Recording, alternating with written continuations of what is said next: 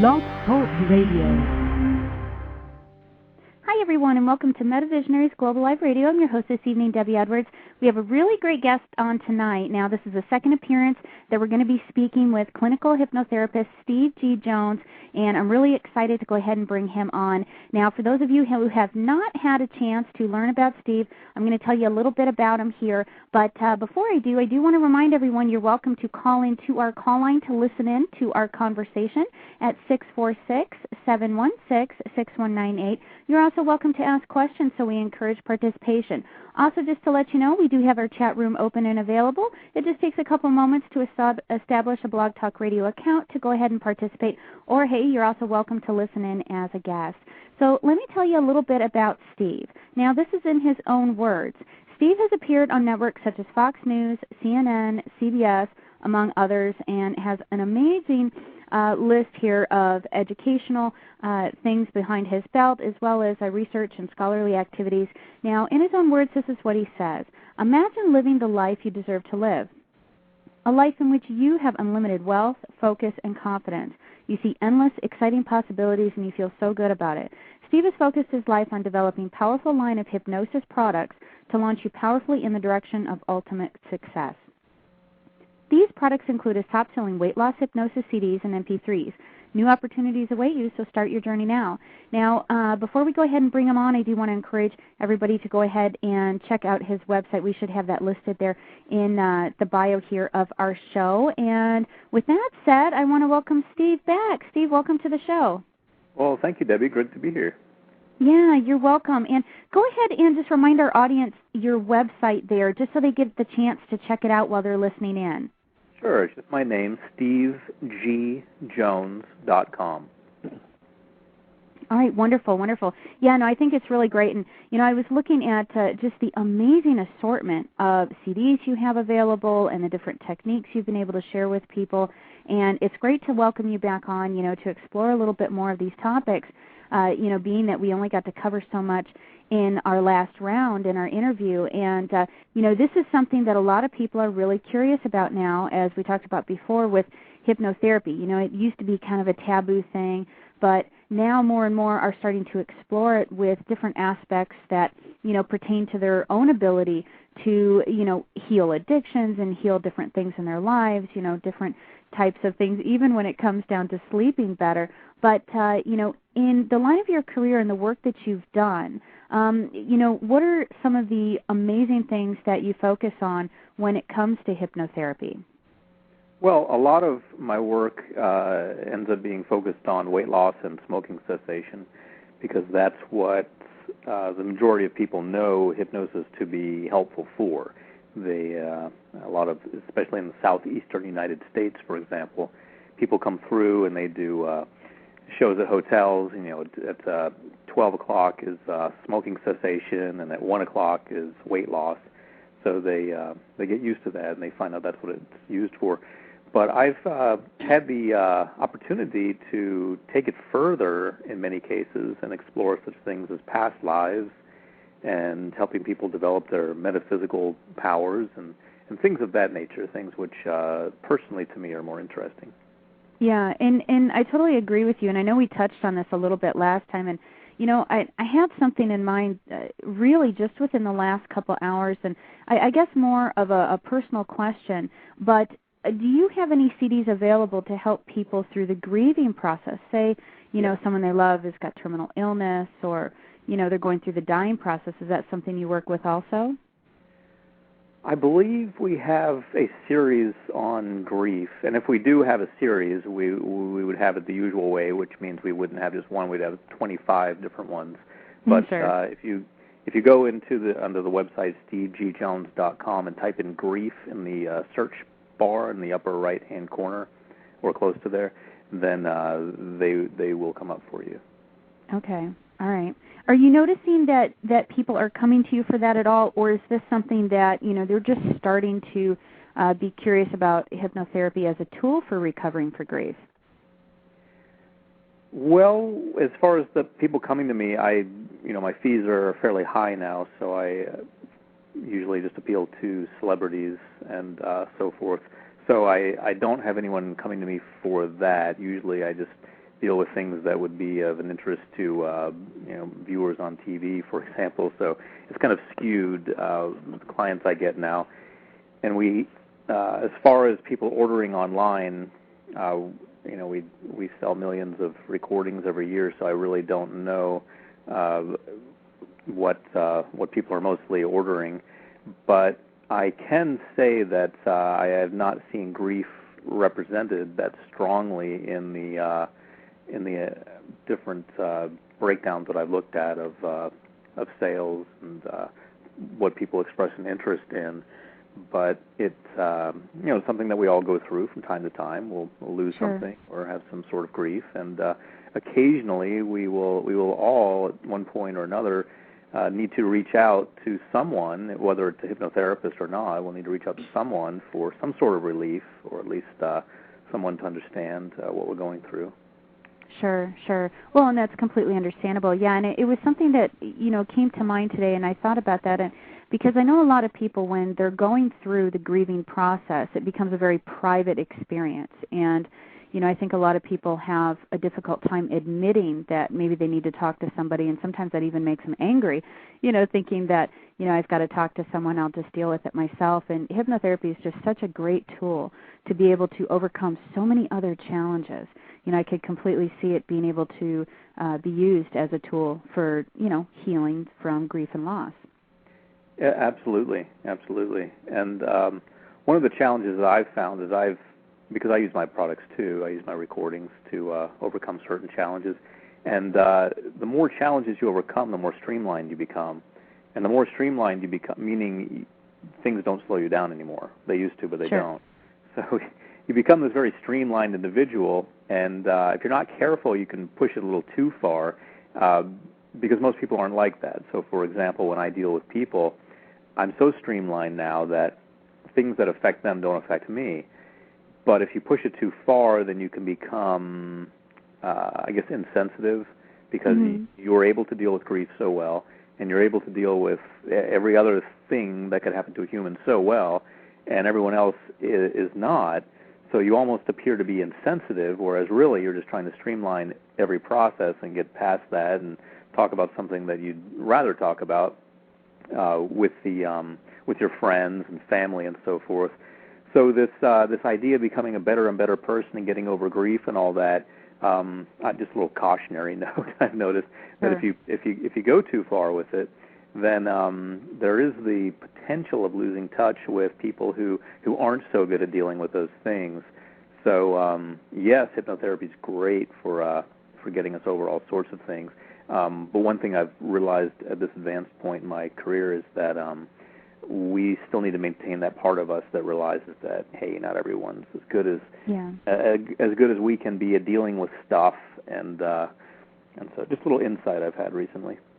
Yeah, well, and I like that you bring that up too, because it's something that when you have an inside view, and it's not so much looking at a clinical approach, but really having the ability to compartmentalize and analyze all of these different facets, it helps us move through the emotion. And like you're saying, when you do this in a streamlined fashion, and it's would you consider that a learned skill, or would you consider that something just that you were naturally apt to doing? The ability to deal with certain things that bother all humans.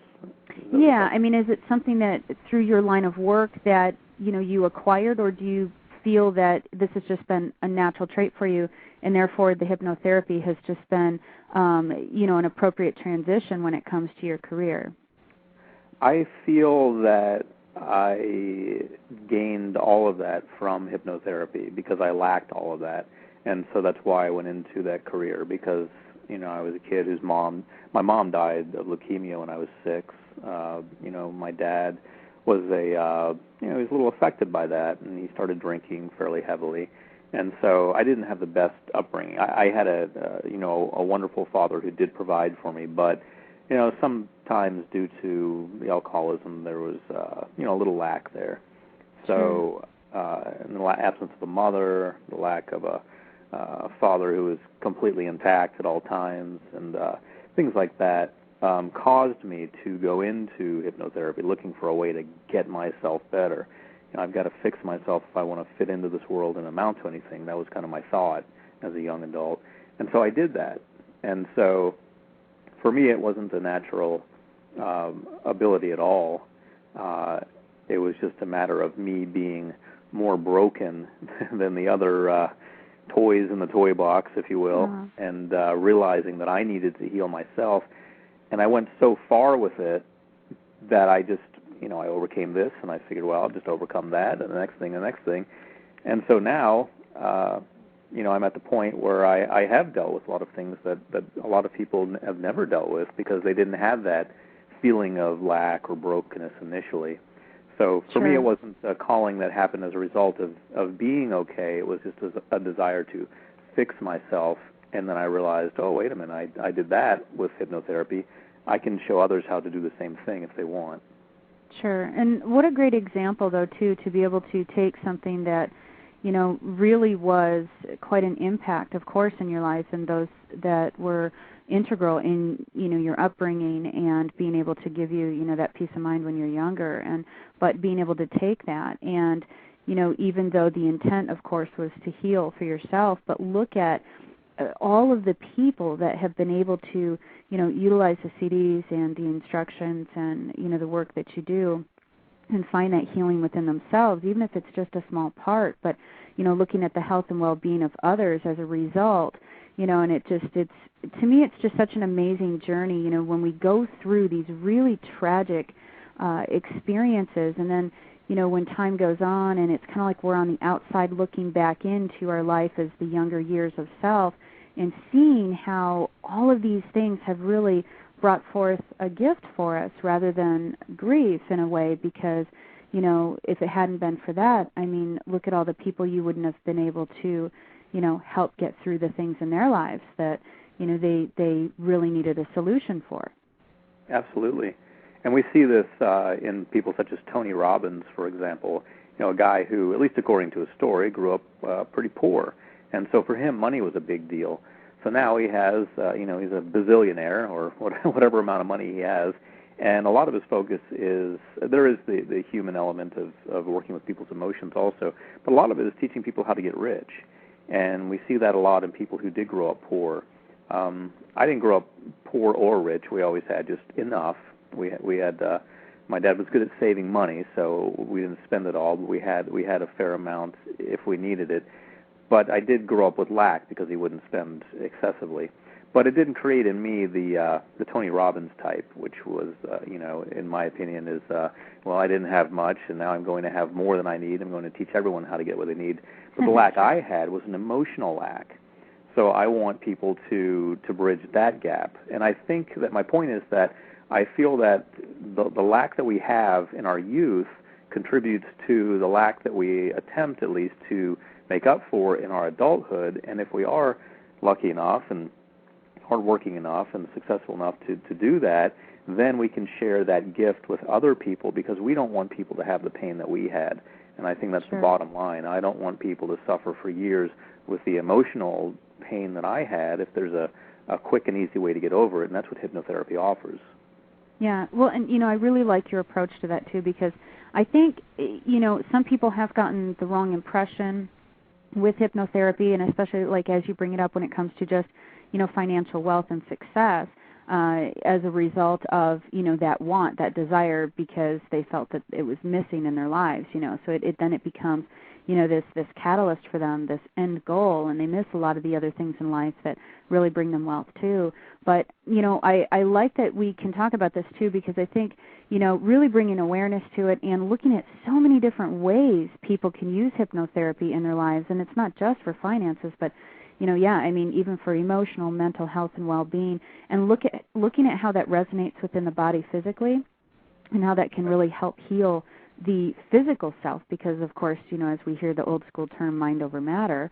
But, and I know we touched on a little bit, too, before. What are some of the examples that you've seen where, especially like, you can see the obvious result when people stop smoking, they use the CDs for that. But what are some of the results, if you've seen at all, from people that you've worked with that have had an improved health physically because of some of the techniques that they've used that can help them emotionally? Well, I see all the time just people, I see emails from people mostly at this point who write in and they say that they had this ailment or that ailment, and it turns out that it was something that was of an emotional background. It was something, in the past they would have called it hysteria, but it was something that was causing them to have stress, and the stress was producing physical symptoms, and we see a lot of that in elevated blood pressure. We see it in certain disease states that people have. Sometimes they have something they've contracted, which may, break out every now and then, or may not, depending on how stressed out they are. So we get emails all the time about people who talk about the elimination of certain disease breakouts. The disease hasn't been eliminated, but the symptoms of it have been, because they are more relaxed now and more calm thanks to hypnotherapy.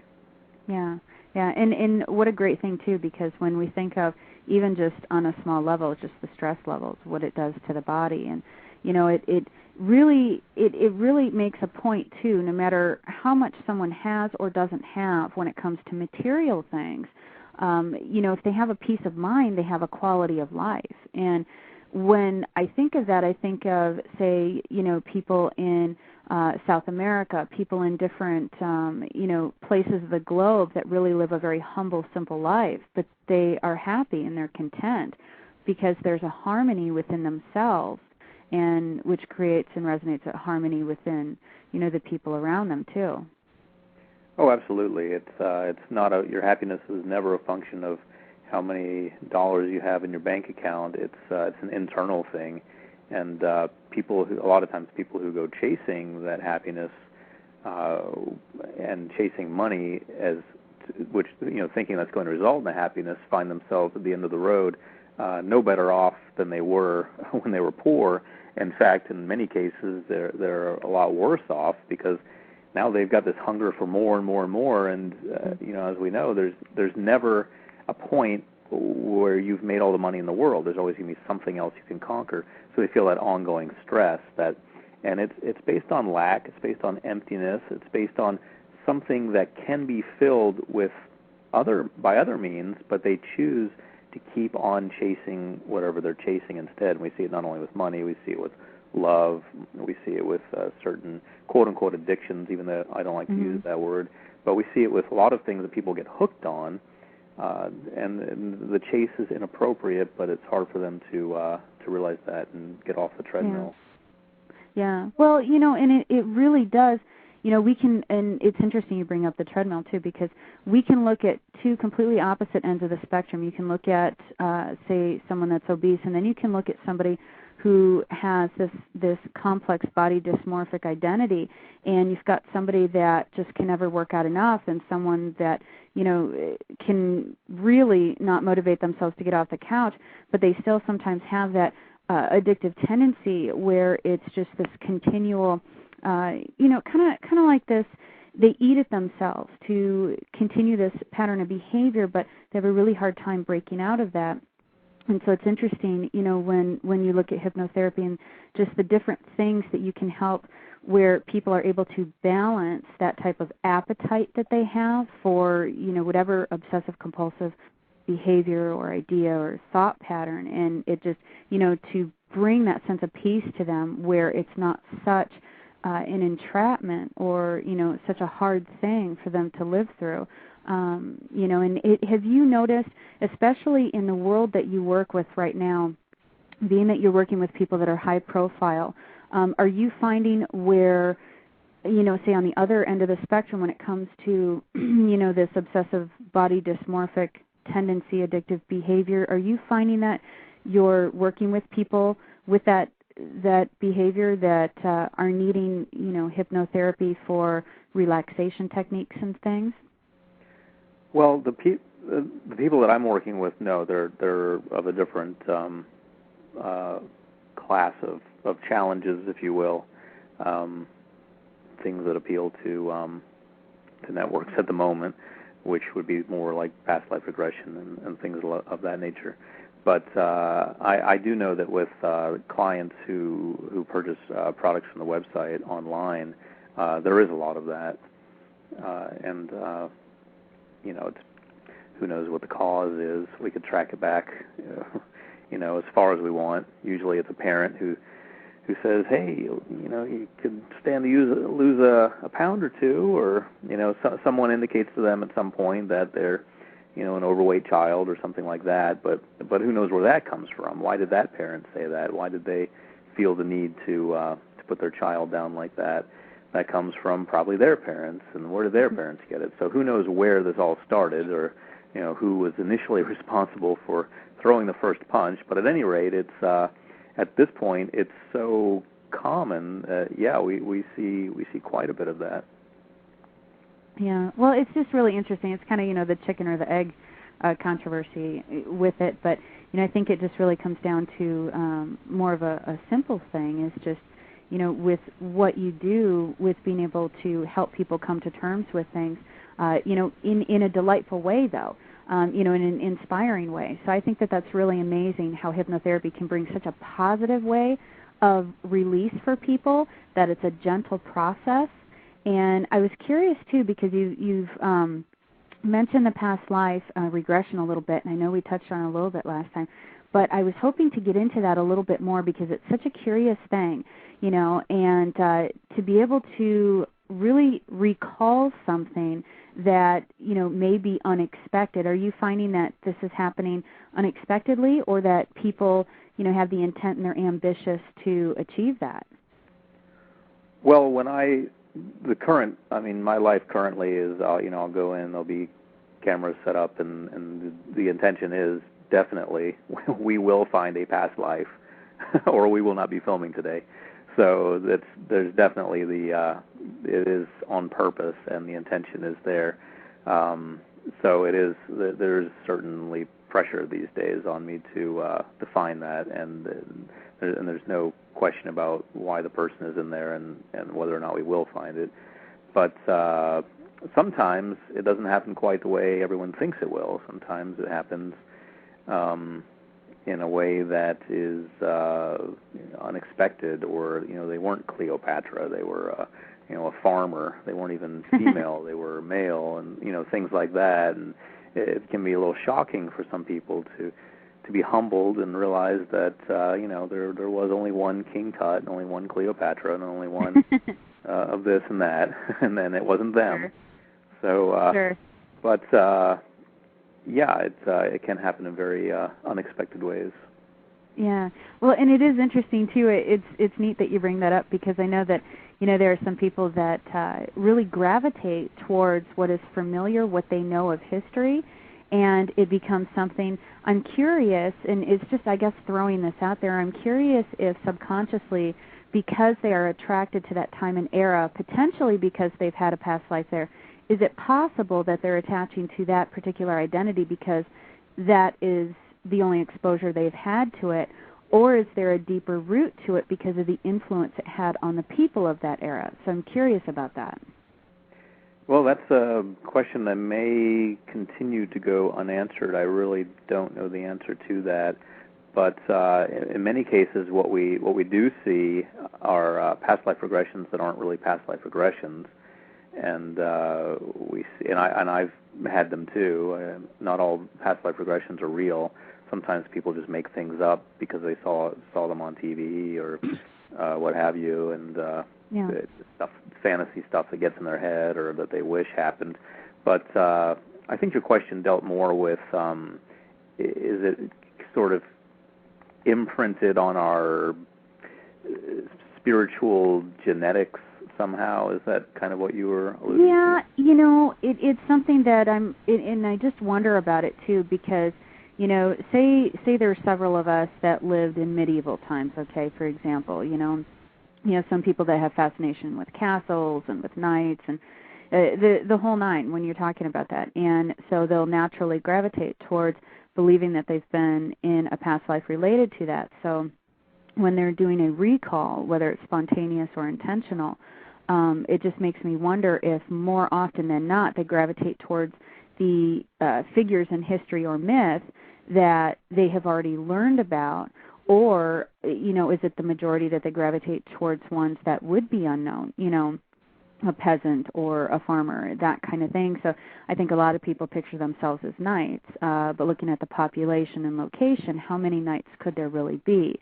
So it's just a real curious thing. And then also, too, I wanted to comment on what you just said, because you were mentioning that not all past life regressions are really past lives.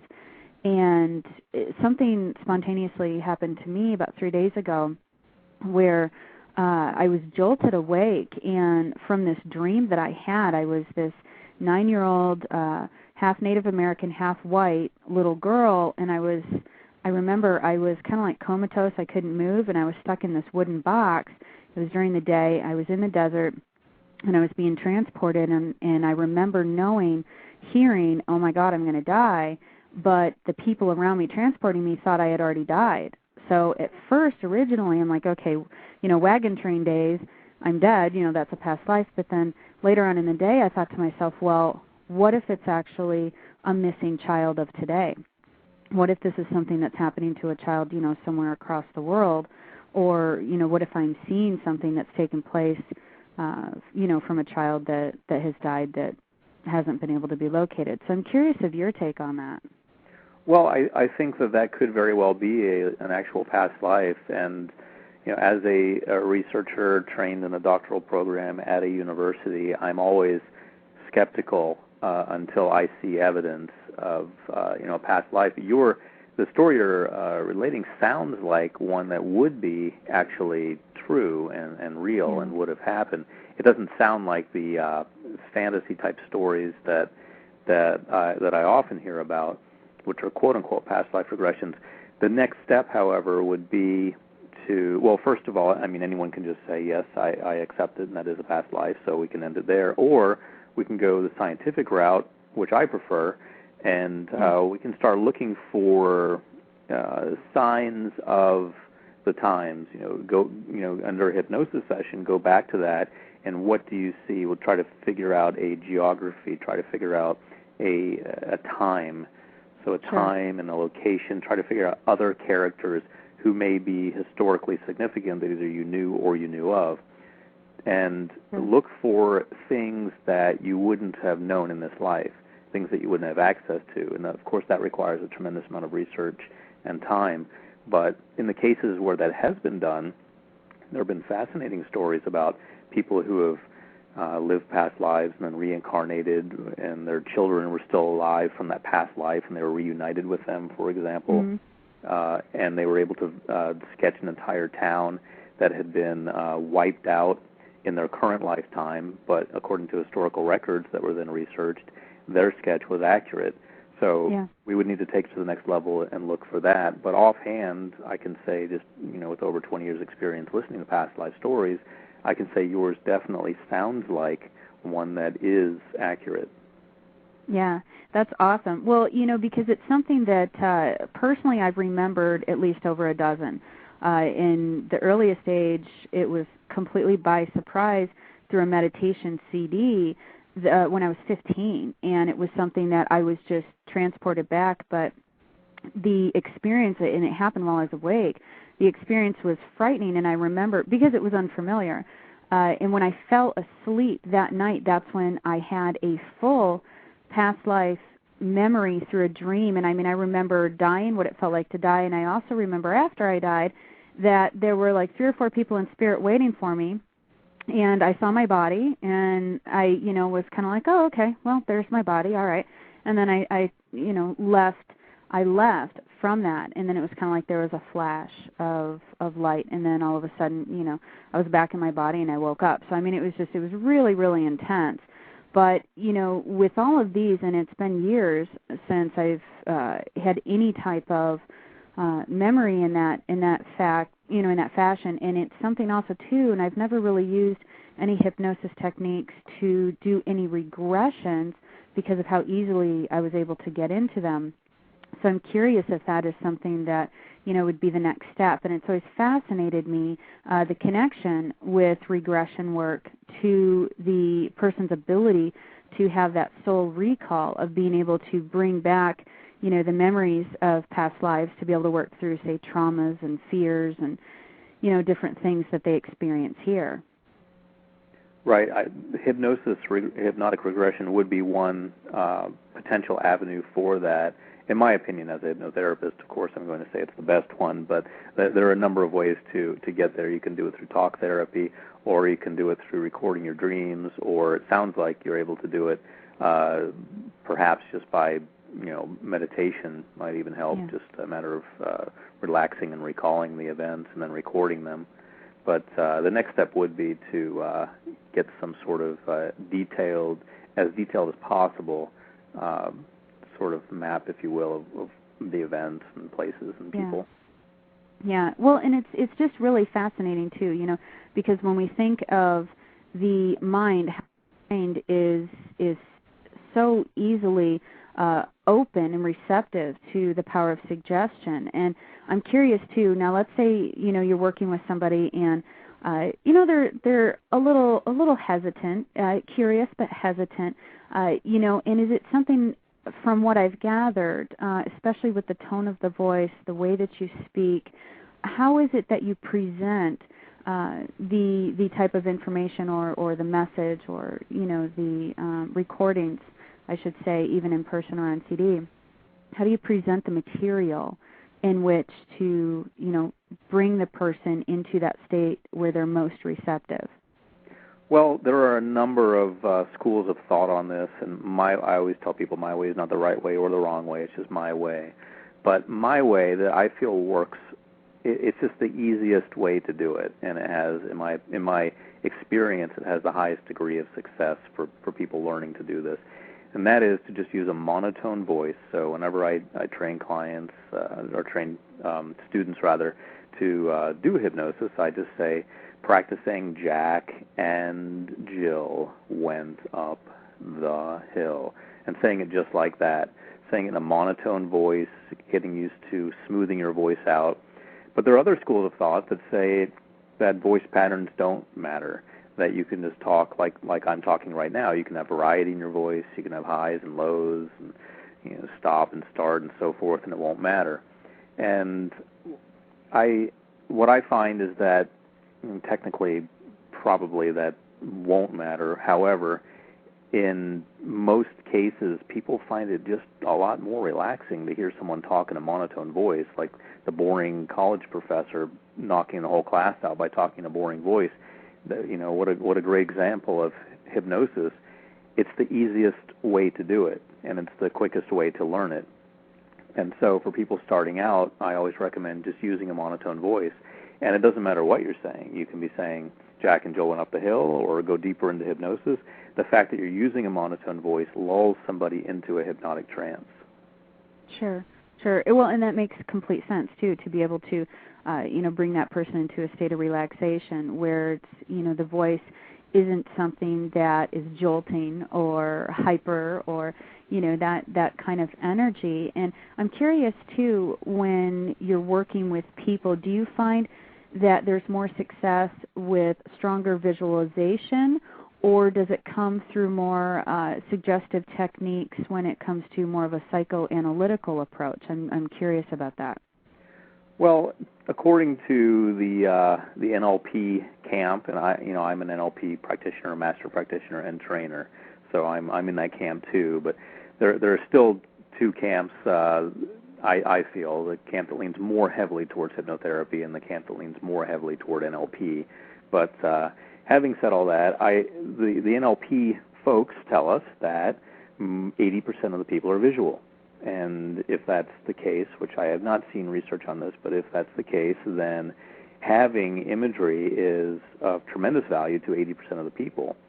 So that means 80% of the people in the world relate primarily to visual representations of things in their mind as opposed to auditory representations or kinesthetic feelings, kinesthetic representations such as feelings. How does this feel? How does that feel? What's the feeling of walking on the sand versus the sound of the wind versus the way things look, the waves and so forth, the way they look. So I do lean heavily toward visualization, but the what you set that up against was a what was the other thing you were? It was more of like kind of like a psychoanalytical approach when you're talking about, say, thoughts or emotions. You can overcome this kind of thing when it comes to that part of it, rather than the visualization. I was just curious about the success rate, as a comparison between the two. Well, I use both. I've never actually drawn a line between the two, and or done any kind of study where I just used one or just used the other. I will come at a client with everything I've got every time. So I don't, even if they're mostly visual, I'll still throw in a lot of auditory and kinesthetic things. And as far as the category of things that you were referring to as psychoanalytic, I feel those are the main reason why the session is happening at all, which is you will change this, you will let go of that, you will do this. So I use a lot of imagery to get them into hypnosis. Imagine the waves and the ocean and so forth, and relax. And then once we get into it in the part that's called the script, the main part of the hypnosis session where I'm changing someone, which makes it a hypnotherapy session, that's where the therapy happens, then we're also getting into all that, which is, all the psychoanalytic things. You will change this, you will change that, you'll stop this, you'll start that, and so forth. So I don't know which one's more powerful, but I do know they're both extremely important. Sure. Well, especially in combination, yeah. I mean, that makes perfect sense. Yes. Yeah. Now, I wanted to ask you this, too, because, the more and more popular hypnotherapy becomes, I kind of look at it like this, that it's something that, so you have a family unit together, and, the father is seeking one of the CDs to help stop smoking, and of course, he's experiencing this. And are you finding that you are working more, well, I guess I should ask this, are you working just primarily one-on-one with people, or are you finding that, families together are starting to integrate different CDs, say the wife is doing this and the father is doing that, with different types of techniques, and that possibly even children are doing this as well? Well, I've got whole families all around the world using hypnotherapy recordings. Is that what you're asking, if the whole family? Yeah, I was just curious as far as, individuals versus families. Yeah, I mean, I get some emails from mothers who say that, they got a few kids and they're in different bedrooms, and they just put a CD in and a CD player in the hallway and let all the kids listen. And it's like the Better Grades CD, for example, or the Improved Memory CD. They figure, why not? I've got one lady who claims that she listened to my weight loss recording with her cat, and her cat lost weight.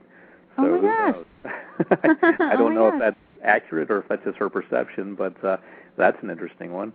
But that really is. And yeah. Could it be though possibly too that it's the energy of intention that is infused into the into the material itself that actually translates to, say the cat. Say, for example, this actually is true.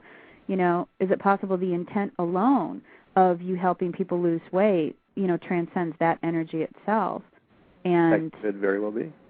Yeah, it's a very curious topic there.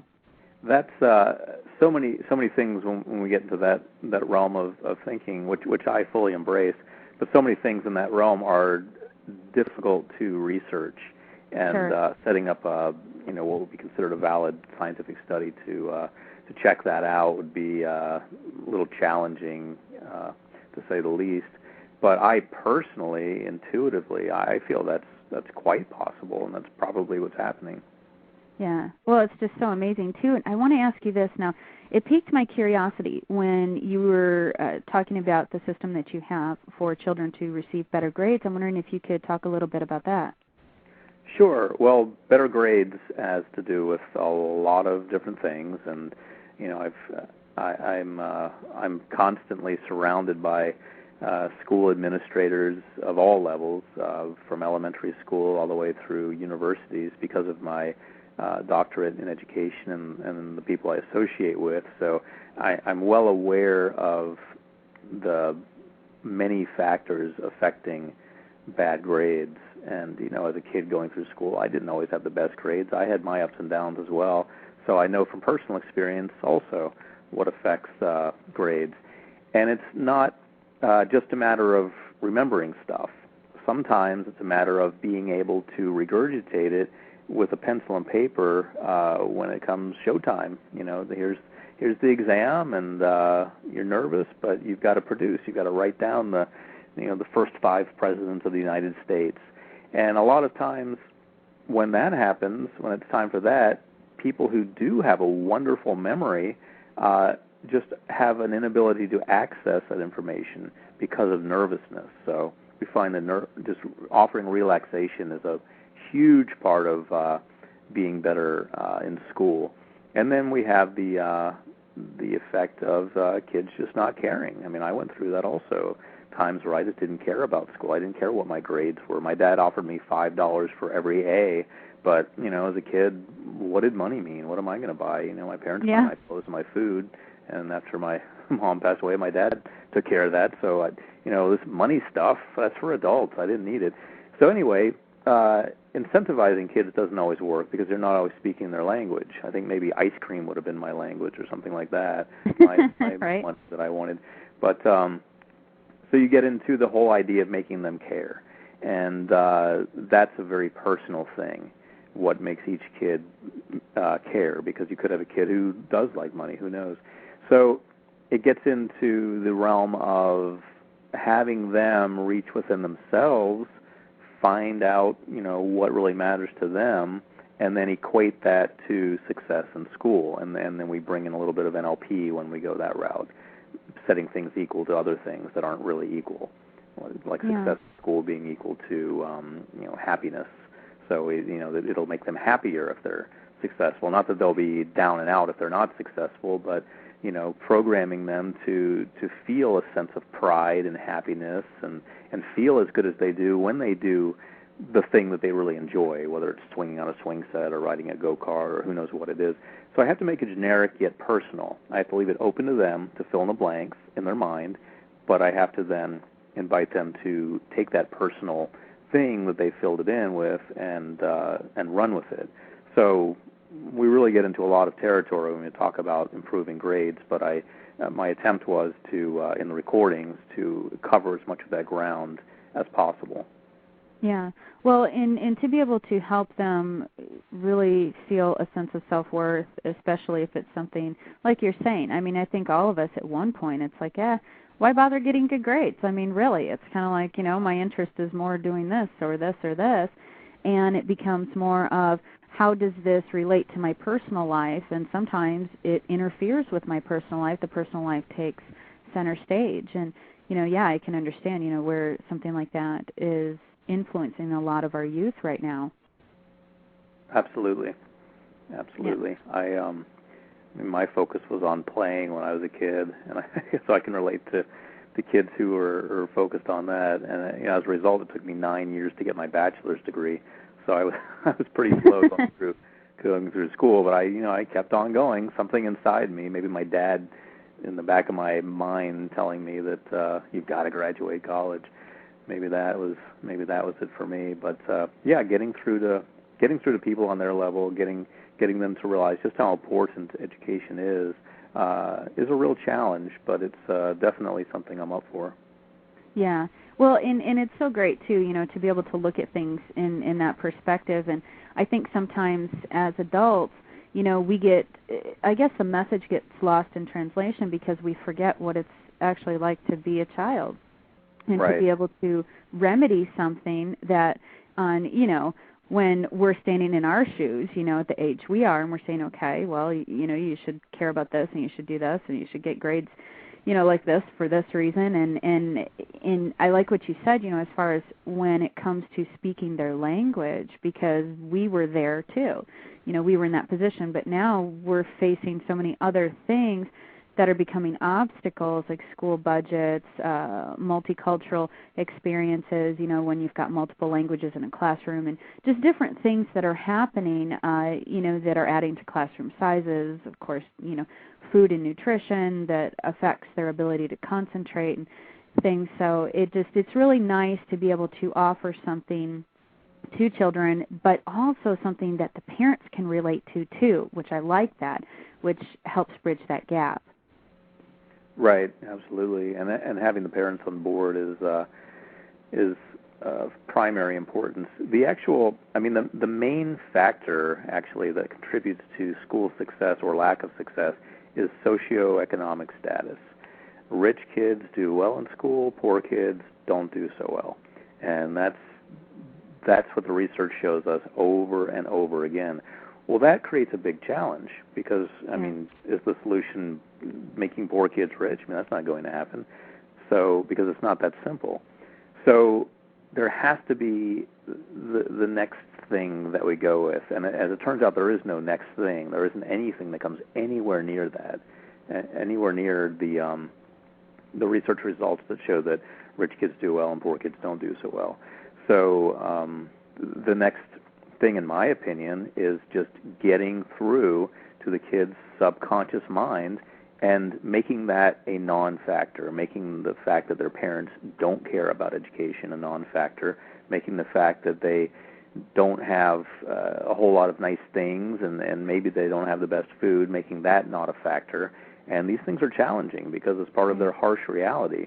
But we've seen so many cases of people just pushing through that and overcoming that I'm inspired to and encouraged to believe that we can set up this subconscious belief system in their minds, which overrides all of their quote-unquote reality and allows them to push ahead anyway. Yeah. Well, and it's true, and, I like that you say that, too. There really are inspirational figures that, there's kids that come from a background that really, it's something that hasn't been exactly the easiest, that they've overcome it, and there's more and more examples out there now.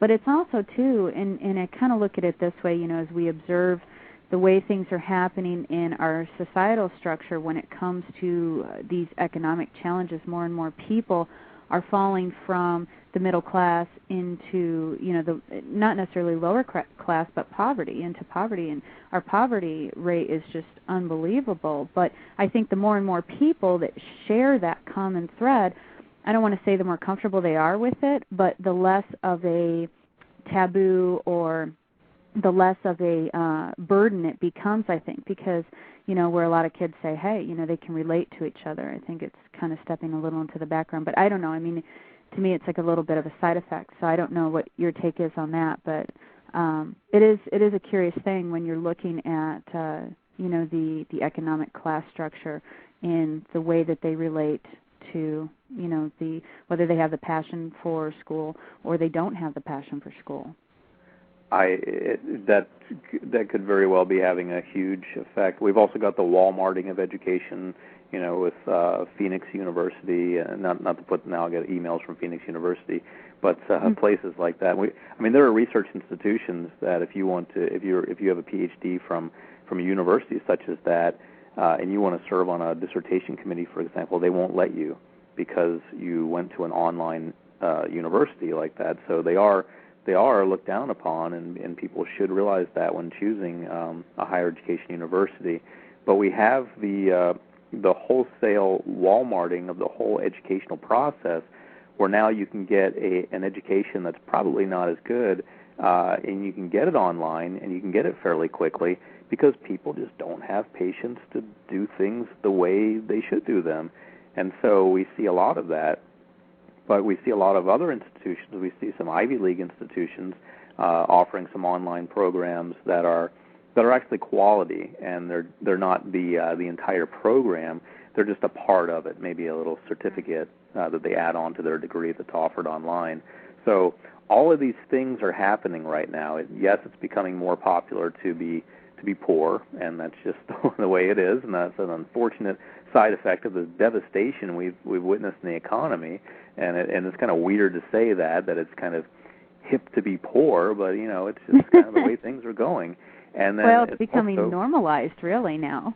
Yeah. It's just, it's almost. I almost feel. I don't talk that much in public about money anymore because it's almost become villainized to be successful, because you're almost supposed to be suffering. You're supposed to be poor right now because that's what's going on.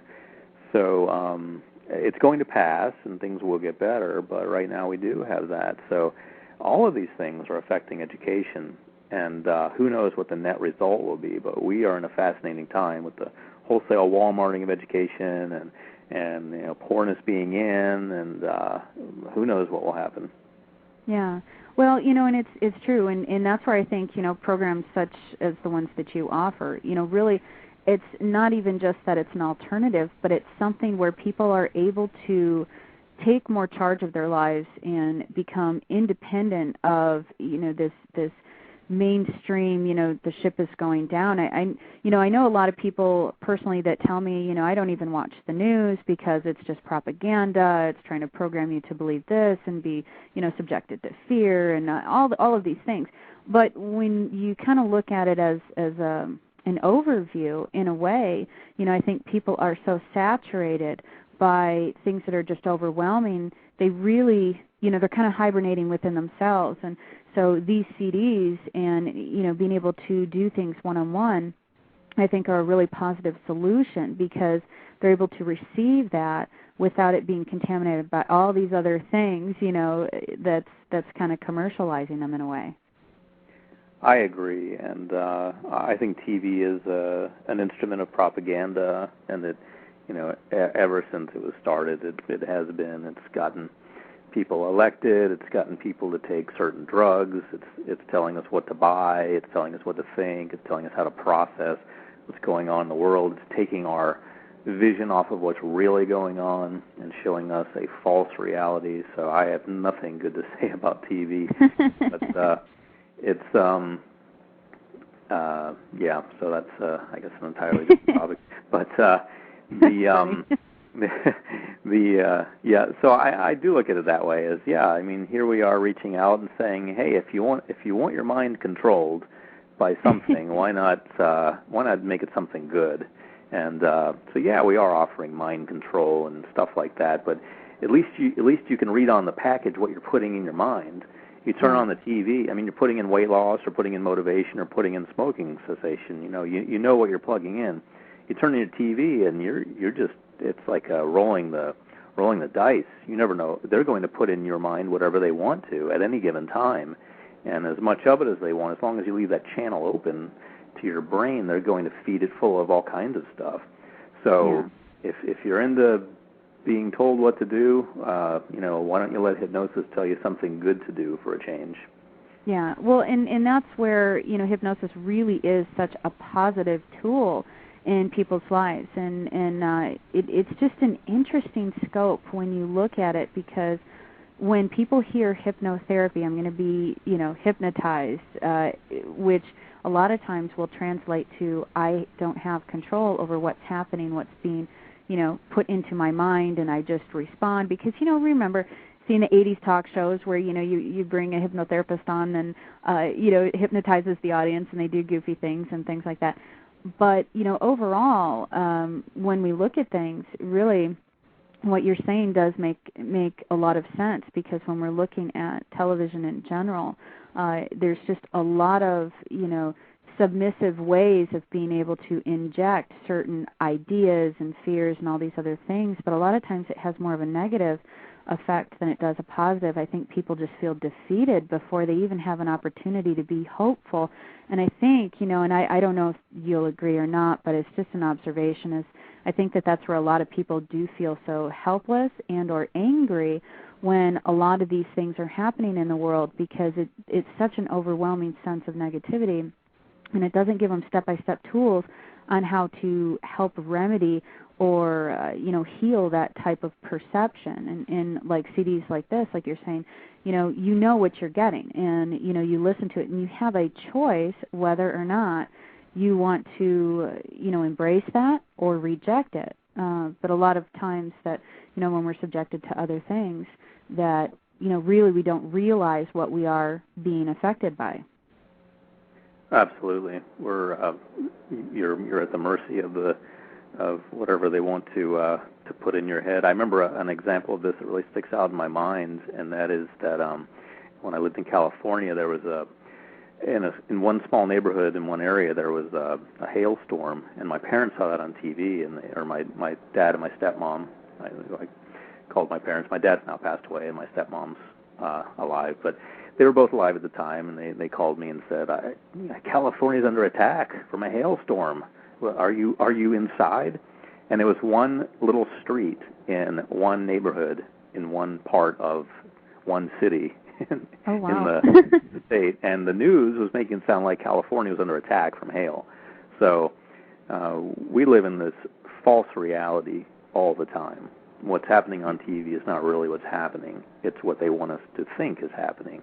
And so, with hypnotherapy, we're inviting people to plug in some things in their mind that do make sense, that are going to help them, and not just let them sit there like a vegetable and get programmed with a bunch of nonsense and get told what to buy and where to go and who to like and who to not like and what's good and what's bad and all that. We think people can make those decisions for themselves, but at the same time, sometimes they need a little help, losing weight, stopping smoking, and things like that. So that's where we'd like to come in and program them for something positive. Sure. Well, and it's so true, and that's, a nice thing, because people can really, narrow down what it is or I shouldn't say narrow down, but they can pinpoint exactly what it is they want to work on, and it's step by step. And I think a lot of people get so overwhelmed. They get hit with so many things. You can be watching, it's so funny, you can be watching a, say Man versus Food on the Travel Channel, while at the same time they're, injecting diet commercials in between. So it's like, wait a second here. So I think that the great thing about, say, such as the CDs you offer, is that people can really target what it is they want to work on. They do it one step at a time, but they can be successful with it, and it's not something that has to be painful. I agree. Hypnotherapy is good for that. And Man versus Food, by the way, if we can pick on them a little bit, here's the Travel Channel. And when I turn the Travel Channel on, I want to see Italy and Rome. I want to learn about what's going on in different countries, maybe a little bit of history. Instead, I see an overweight guy with no common sense eating all kinds of nonsense, which is eventually going to kill him. In many cases, he's stuffing his stomach so full of things that he's potentially going to have to go to the emergency room. And that's the Travel Channel.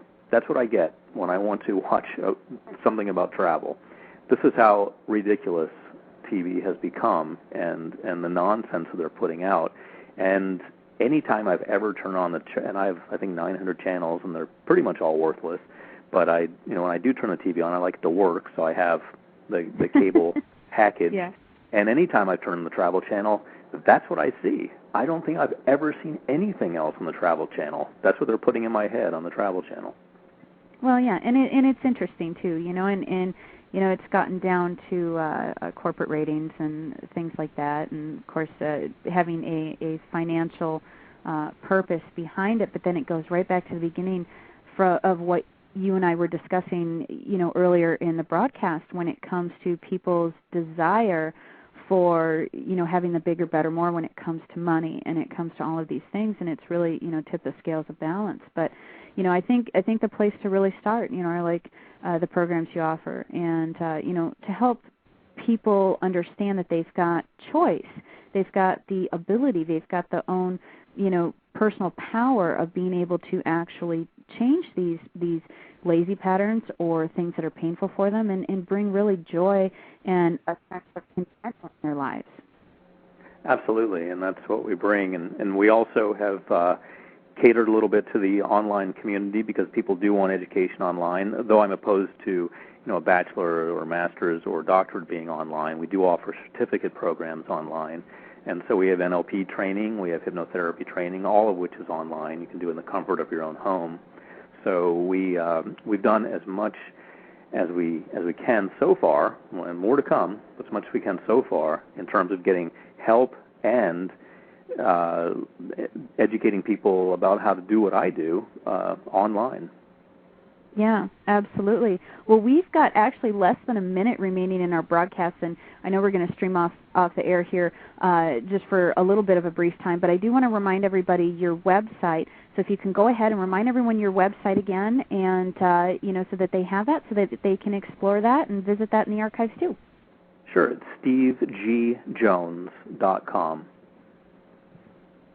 Okay, wonderful. Well, I'll tell you what, Steve, this has been a great conversation again. I so appreciate you being back on here with me, and you're invited anytime, but really fascinating topics. And I like the fact that with the things that you discussed, I think it really gets to the root of a lot of what's happening in our world. But what a great service that you're doing for people, to be able to help add to their quality of life. Well, thank you, Debbie, and thanks for having me on the show, and thanks for having people like me on here who can add to the quality of people's lives. Thank you so much. Well, you're welcome. You're welcome. So we'll go ahead and we'll conclude our broadcast. I do want to remind everybody, thank you again for calling in and listening in on the call line, and, of course, for participating in our chat room. This has been another edition of MetaVisionaries Global Live Radio. I'm your host again, Debbie Edwards. Don't forget to check us out in the archives, and we'll catch you next time. Bye-bye, everybody.